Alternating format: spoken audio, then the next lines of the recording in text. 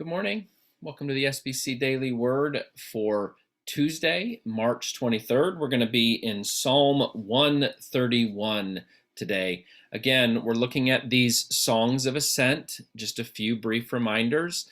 These songs were sung by the people of God as they made their pilgrimage from their home to the temple, to Jerusalem. So there is this theme of what is it like to move on our journey towards God. So we're viewing these Psalms as footprints on the path of discipleship with Jesus back to life with God. I know that's a mouthful, but we're again looking at these Psalms in light of how can they disciple us? How can they, coming out of this pandemic, coming out of online only worship, coming out of a world that really has changed, and a lot of us, the more I speak with so many of you, we find ourselves stuck. How can these songs be footprints, be markers that we can pause and remember this truth got me moving again on the path of discipleship? So Psalm 131 gives us an image of what that discipleship looks like. Now, Psalm 131 comes on the heels of Psalm 130. And because of some of the language that's used in both of these songs, some commentators think that these songs at the very least are meant to be understood together. Some commentators even think that at one point they may have been one song. And we're going to show together how that influences the way that we read this really very short song. Again, there is this idea. Look at verse 7 of Psalm 130. O Israel, hope in the Lord. And then the second to last line of Psalm 131 in verse 3. O Israel, hope in the Lord. So with that in mind, I want us to kind of look at this song perhaps in a backwards kind of way, okay? So I want to look at verse 3 first. And verse 3 is an invitation to Israel to, as a whole, hope in God. So verse 3, O Israel, hope in the Lord from this time on and forevermore. Now those two lines are repeated in many, many different places all throughout the book of Psalms, and we're right to ask, what does that look like?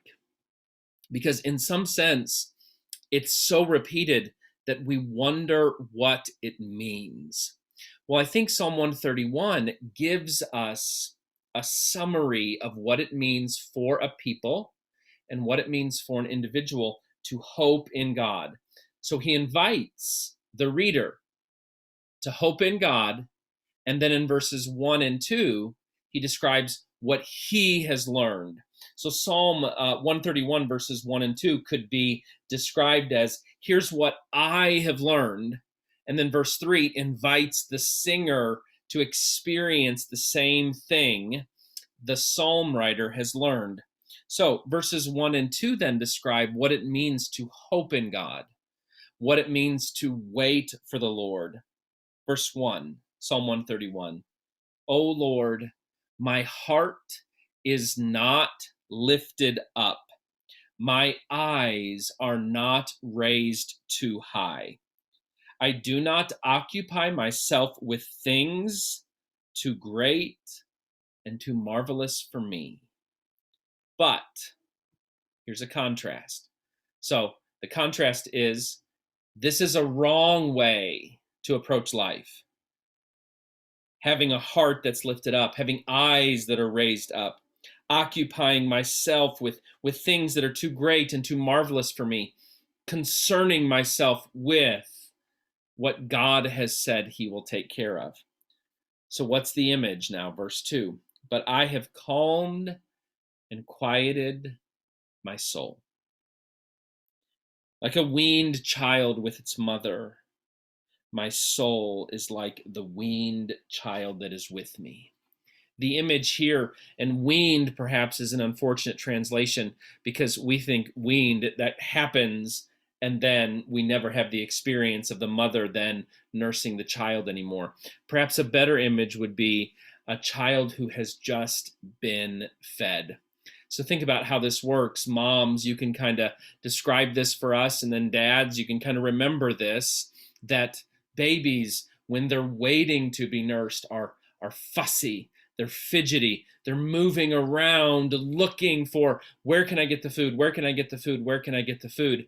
And then contrasting that with having them fully fed and just kind of curling up and falling into the shoulder of the mother who has just served them gently, tenderly, and well. That's the image of what it means to hope in God. So again, the leader, the priest, the king says, here's what I've learned. The life of discipleship looks like this baby who trusts that its mother will give the baby what it wants. That's an image of what it means to be on the path of discipleship, to calmly, securely trust in the tender love of God. So how can we kind of summarize this and maybe take away some things from this? First, humility is the fruit of the right faith story. So we tell ourselves and we tell others the story of our faith journey. And if you understand Psalms 130 and 131 is kind of coming together to tell one story, Psalm 130 describes the psalmist getting himself into the depths, getting himself into trouble, and then crying out to God and God rescuing him, and then wanting Israel to hope in the same God who rescued him. Same thing now in Psalm 131. At the end of the song, O Israel, do what I've done. Learn what I've learned. Hope in the God who rescued me in Psalm 130, and then hope in the God who treats us, if we'll trust in him, like a tender mother treats her nursing infant. So both of those songs together kind of describe that when we're telling our story of faith correctly, it never comes out as, look at what I've figured out, look at what I've learned. In the story of faith, we are never the hero.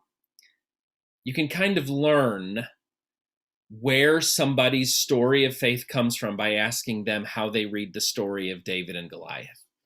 If we read the story of David and Goliath like we identify with David, we're reading that story wrong. That ultimately the narrator of that story wants us to identify with the frightened soldiers on the hillside who have no idea how they're going to defeat this Philistine giant. And then God sends his anointed king to come and rescue his people. Beloved, we are not the hero of the story of faith. We are the one who was rescued by the hero, Jesus. So first takeaway, humility is the fruit of the faith story told rightly. Secondly, carried. Carried is the image of faithful discipleship. And here's what I'm going to do here. I'm going to push back against that cliche poem, Footprints. This idea, there's this image and this guy has a dream and he sees two sets of footprints on the sand and it describes somehow his relationship with God. And then as he looks on, he sees only one set of footprints and he thinks that must have been the time that you abandoned me. And then God, in kind of a precious moment, responds, no, beloved, that was the time when I carried you. And there is a time and a place for that story, and there is a kernel of truth in that story. And I can't help but also mention and just maybe advise you to go ahead and Google this. There's a great kind of parable or riff on that poem that's called Butt Prints in the Sand. Google that and read that on your own. Butt prints in the sand. It's kind of an interesting new take on that. But anyway, here's what I want us to see, that within Psalm 131, faithful discipleship looks like there's never a time when God isn't carrying me. I'm never doing this on my own. God is the one who carries his children. God is the one who is empowering everything that we do. So carried is the image of faithful discipleship. Humility is the fruit of the right faith story. Carried is the image of faithful discipleship. And then finally, being carried by God. Ultimately, this image of being carried by God is designed to reveal to us that in that act, what God is doing is he's healing something within us. And John Goldengay describes in his Psalms commentary that what God heals in us when we are carried by him is he heals our, and I love this phrase, hubris of spirit. This lie that we believe that we can be the hero of our faith journey, that we can figure it out. No, instead, we need to have souls that can be compared to a weaned child with its mother, that the souls within us are like the weaned child that is with me. Beloved, this isn't just the image of Psalm 131. This is the image of so many truths in God's word. Isaiah 2, verses 8 to 11 describe God coming against the king of Judah, who has made alliances with foreign kings. And what's happened is the one with whom that king has made alliances has become like the kings that he has entered into covenant with. And the result in verse 8, Isaiah 2, verse 8, their land is filled with idols. They bow down to the work of their hands to do what their own fingers have made. And so people are humbled and everyone is brought low. Do not forgive them. Enter into the rock and hide in the dust from the terror of the Lord and from the glory of his majesty. The haughty eyes of people shall be brought low, and the pride of everyone shall be humbled, and the Lord alone will be exalted on that day. But ultimately, instead of hiding in the God who promises to keep his promises and dwell with his people, they looked for other kings, arrogant kings who made promises that their eyes thought, that looks like a promise that king could keep. And then what happens? That raises their self-esteem, that makes them arrogant people. And God says what he wants to do as he draws them back to himself is he wants them, much like Psalm 131, to be humbled. Later on in Isaiah 57:15, a favorite verse of mine. For thus says the high and lofty one who inhabits eternity, whose name is holy, I dwell in the high and holy place, and also with those who are contrite and humble in spirit, to revive the spirit of the humble and to revive the heart of the contrite. As we come to God out of our arrogance and to be held by him like a nursing mother, he doesn't hold us to teach us a lesson. He holds us to heal us.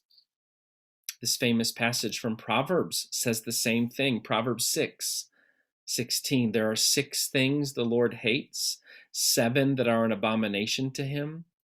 Haughty eyes. A proud look is what the King James said. This idea of eyes that are too high, that are too lofty. Beloved, within the family of disciples to King Jesus, there are no alpha disciples. We are instead those who are fed by God, who are nurtured by God, who are healed by God.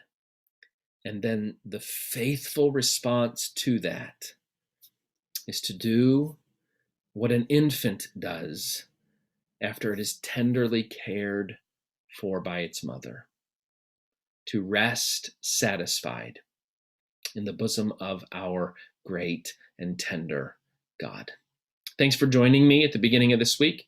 May grace, peace, and everything good be yours.